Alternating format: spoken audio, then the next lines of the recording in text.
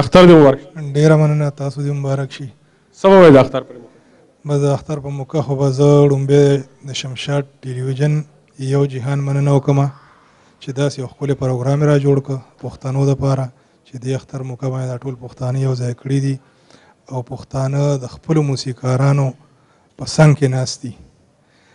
نو زه ټول لر او بر پښتنو ته او په نړۍ کې ټولو مسلمانانو ته د اختر مبارکي وایم.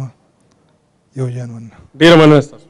ډېر مننه. ما سره په خوا کې یو ډېر ستر عالم مولانا ذاکر الله صاحب ولاړ دی.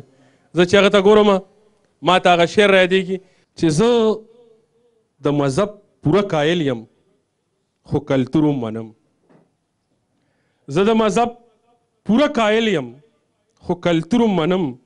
زمونږ اجره کې مصلا او رباب دواړه شته دی.